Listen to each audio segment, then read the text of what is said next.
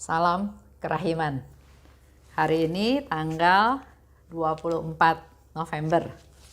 Kita akan baca dari 1360 dan 1417.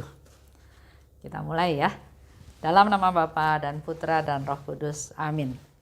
1360. Ya Tuhan, Engkau menembus seluruh kehidupanku dan mengetahui juga apa yang ada dalam lubuk hatiku yang paling tersembunyi. Engkau tahu bahwa hanya Engkau yang kuinginkan, dan hanya kegenapan kehendak kudus-Mu yang kudambakan. Demi Engkau dan kehendak kudus-Mu, aku tidak peduli akan kesulitan, penderitaan, dan penghinaan, atau apapun juga yang dapat dipikirkan orang. 1417. Oh Tuhanku, jiwaku adalah yang paling jahat dari semua jiwa. Tetapi Engkau masih sudi merunduk kepadanya dengan kebaikan yang sedemikian besar. Aku melihat dengan jelas keagungan-Mu dan kekecilanku. Dan karena itu, aku bersukacita bahwa Engkau sedemikian kuat dan tanpa batas, dan aku pun sangat bersukacita karena aku ini sedemikian kecil. 1360. Ya Tuhan, Engkau menembus seluruh kehidupanku dan mengetahui apa yang ada dalam lubuk hatiku yang paling tersembunyi. Kita semua tahu ya, Tuhan bisa tahu apa yang ada di dalam lubuk hati kita masing-masing. Tapi sering kita nggak sadar bahwa Tuhan itu tahu. Sering kita masih melakukan hal-hal yang nggak berkenan sama Tuhan, seolah-olah Tuhan nggak tahu. Hari ini kita diingatkan kembali oleh Suster Faustina bahwa Tuhan tahu. Dia bisa menembus seluruh kehidupanku dari dulu sampai sekarang yang kelihatan nyata, tapi juga bahkan apa yang ada dalam pikiran kita Tuhan tahu. Mengetahui apa yang ada dalam lubuk hatiku yang paling tersembunyi. Dan di sini Faustina katakan lebih meyakinkan lagi diri sendiri bahwa hanya Engkau, Tuhan, yang kuinginkan. Hanya penggenapan kehendak kudus-Mu yang kudambakan. Jadi mengkonfirmasi lagi bahwa dalam lubuk hatiku hanya Engkau yang aku utamakan. Hanya menggenapi, melaksanakan kehendak kudus-Mu. Itu yang menjadi isi dari seluruh lubuk hatinya. Sama ya, seperti kita juga, Tuhan saya ingin menjadi orang baik. Tuhan saya ingin berbuat baik. Itu yang dikatakan keinginannya. Tapi Tuhan sebetulnya tahu apa yang paling dalam yang ada dalam lubuk hati kita. Tuhan, saya mau berbuat baik, tapi enggak sama si A yang bikin susah saya. Tuhan, saya mau berbuat baik, mau melaksanakan firman-Mu.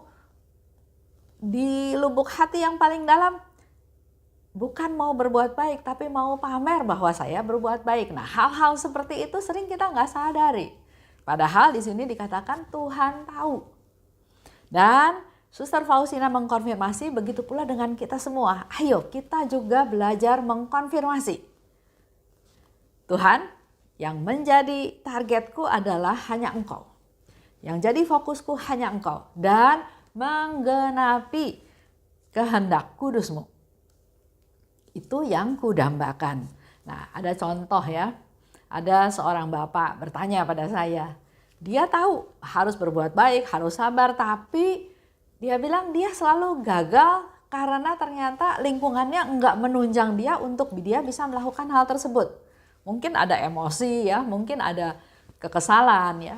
Nah, ada satu bapak juga dan memang usaha itu enggak bisa dilakukan oleh orang lain, harus dari niat sendiri.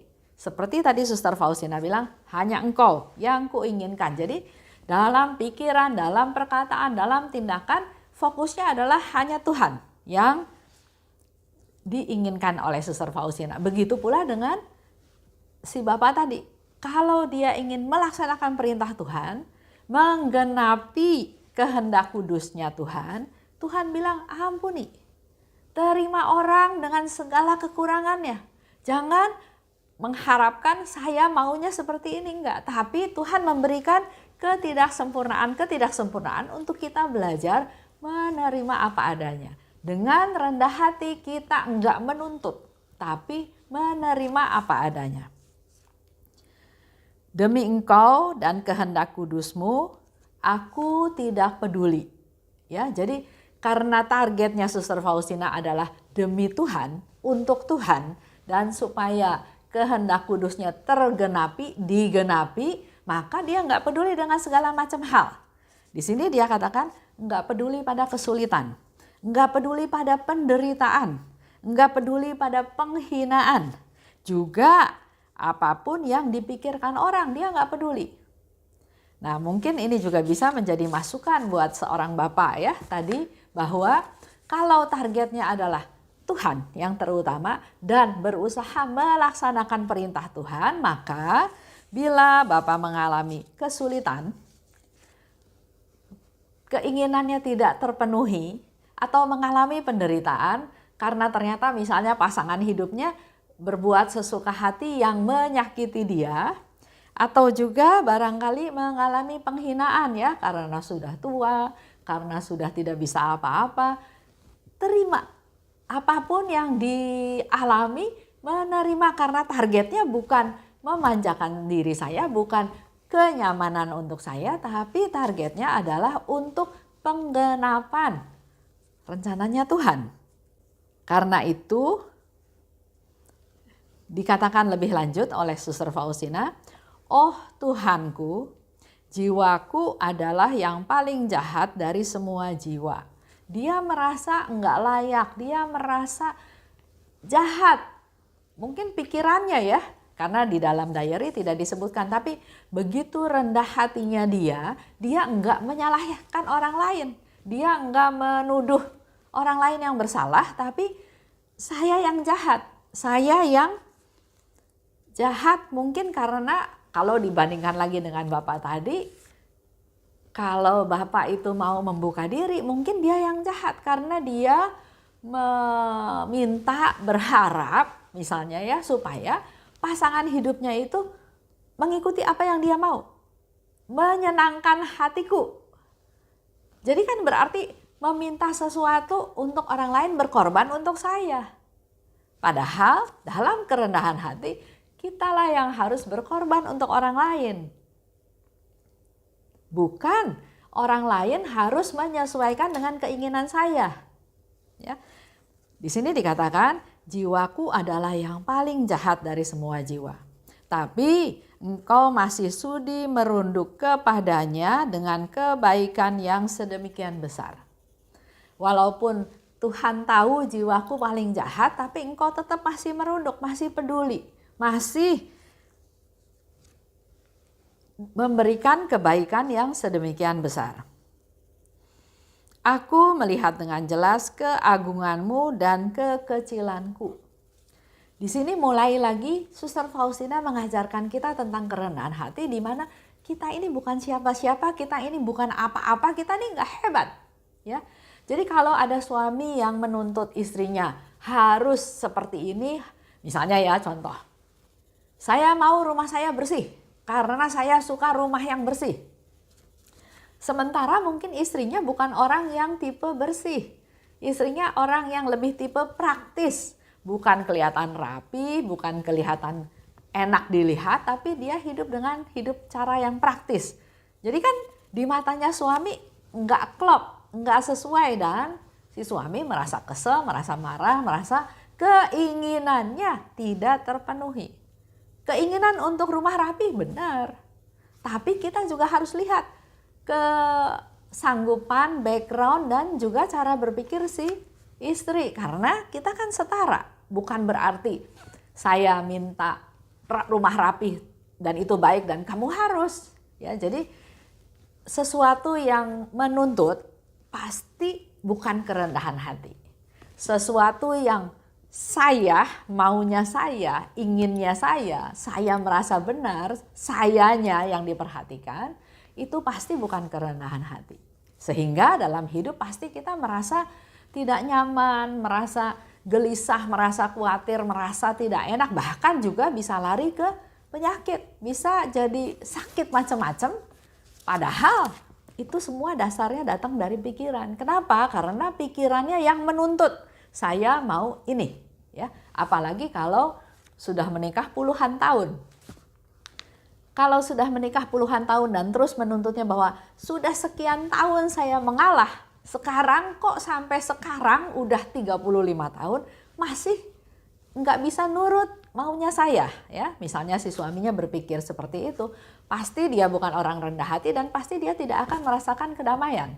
Tapi sebaliknya dipikirkan, sudah menikah 35 tahun dengan sifat istri yang seperti itu, kenapa kamu nggak belajar menerima kekurangan si istri? Kalau kita bisa menerima, sukacita, damai, sejahtera, dan ingat satu, orang itu orang rendah hati karena dia nggak menuntut, tapi dia malah memberi toleransi kepada istrinya. Lanjut ya. Suster Faustina mengajarkan kepada kita terus-menerus bahwa kita ini papa, kita ini kecil. Jangan nuntut macam-macam. Pada saat suami nuntut sesuatu, harus pikir juga. Memang kamu juga sempurna, mau nuntut istri sempurna, ya. Nah, kalau udah kesini nanti nggak ketemu ya. Jadi yang terpenting adalah apapun yang terjadi belajar terima dengan rendah hati. Karena yang jadi fokus bukan istri harus ikut maunya suami, tapi yang jadi fokus adalah Tuhan. Kalau Tuhan memberikan saya istri seperti ini, ajar saya Tuhan, kuatkan saya Tuhan, supaya saya bisa menerima istri yang Kau berikan kepada saya. Pasti hidupnya akan jauh lebih nyaman, lebih damai.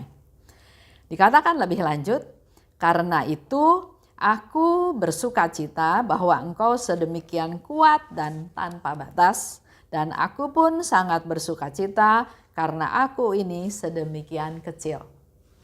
Dengan ketidakberdayaannya, dengan kepapaannya, dengan ketidaknyamanannya dalam tanda kutip, dia bersuka cita. Lain dengan Bapak tadi. Dia nggak bisa senang, nggak bisa bersuka cita, bahkan mengalami sakit penyakit karena keinginannya enggak terpenuhi. Nah, mari kita belajar rendah hati. Jangan menuntut. Pada saat kita menuntut hal sekecil apapun, itu sudah bukan kerendahan hati. Karena aku kecil, sedangkan engkau kuat, engkau tanpa batas, maka aku bersuka cita. Ya. Jadi di dalam hidup ini, kita coba berpikir bahwa saya kecil, saya nggak berdaya, saya papa, saya banyak kekurangan, tapi saya punya Tuhan yang kuat, yang kekuasaannya tidak terbatas. Jadi kenapa saya harus susah? Saya justru bersuka cita. Lanjut ya, contoh. Orang yang kecil, yang lemah, yang tidak berdaya, yang cacat, yang dilecehkan, yang dianiaya, yang tidak penting, yang tidak diperhatikan. Dia punya status seperti itu, ya. Kecil, lemah, tidak berdaya, cacat, dilecehkan. Apa reaksi saya kalau saya kecil, saya dilecehkan, saya diremehkan, saya dihina? Apa reaksi saya? Marah? Mau balas? Contoh ya, ada karyawan toko. Dia kerja sudah beberapa tahun di toko itu. Dia dimarahin sama majikannya karena kerjanya nggak bagus, nggak betul, ya. Dia merasa marah, merasa dendam karena kok saya dimarahin terus. Dan dia merencanakan sesuatu untuk membunuh majikannya. Itu terjadi ya, ada kejadiannya dalam beberapa waktu yang lalu saya dengar di TV seperti itu. Dia nggak bisa menerima bahwa dia melakukan satu kesalahan. Oleh sebab itu dia ditegur. Nah, kalau kita sudah belajar dari Suster Faustina, justru kita harus bersyukur atas kelemahan tersebut. Karena dengan demikian, karena saya lemah, saya kecil, maka saya bersandar pada Allah. Kalau saya dimarahin, saya dihina, saya dikucilkan oleh majikan, Nggak usah balas ke majikan, kita bersandar pada Allah, kita cari Allah karena memang kita kecil, tapi kita tahu Allah itu besar, Allah itu kuat, Allah itu luar biasa yang bisa membela kita. Kalau karyawan ini ditegur, pasti dia ada melakukan satu kesalahan.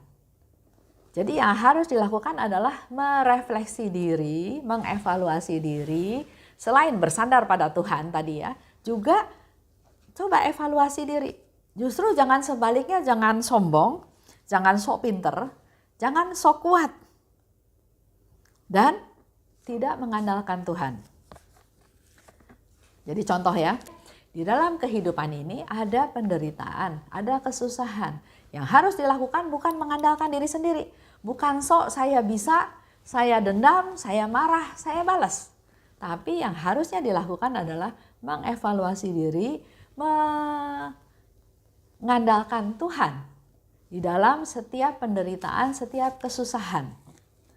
Bukti bahwa kita rendah hati, bukti bahwa kita memang tidak bisa apa-apa, bukti bahwa memang kita apa-apa.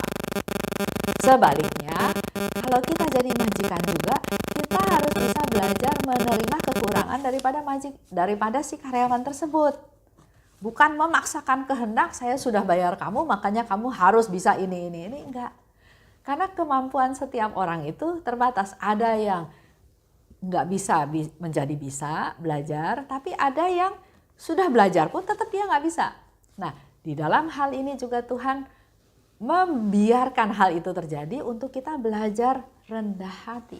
Belajar menerima apa adanya dengan segala kekurangan yang ada. Sehingga di dalam diary tertentu juga disebutkan bahwa kesulitan-kesulitan itu dibiarkan terjadi untuk menjadi proses kita menjadi kudus. Karena kalau semuanya nyaman, semuanya sesuai dengan apa yang kita mau, kita nggak belajar apa-apa. Baik, saya tutup ya. Dalam nama Bapa dan Putra dan Roh Kudus, amin. Allah Bapa yang maha baik, terima kasih atas segala rahmat dan kasih karunia-Mu. Hari ini kami juga kembali belajar daripada-Mu Tuhan melalui Suster Faustina untuk dalam kehidupan ini fokus kepada hal yang paling penting. Jangan diganggu, jangan terganggu untuk hal-hal yang tidak penting. Seperti Suster Faustina yang menjadi fokusnya adalah Tuhan dan menggenapi setiap perintahnya. Mampukan kami juga Tuhan untuk dapat meneladan Suster Faustina dan melalui segala peristiwa yang kami hadapi, kami juga mau belajar untuk semakin rendah hati. Terima kasih Bapa, dalam nama Putra-Mu kami berdoa dan bersyukur. Amin. Dalam nama Bapa dan Putra dan Roh Kudus, amin. Salam kerahiman.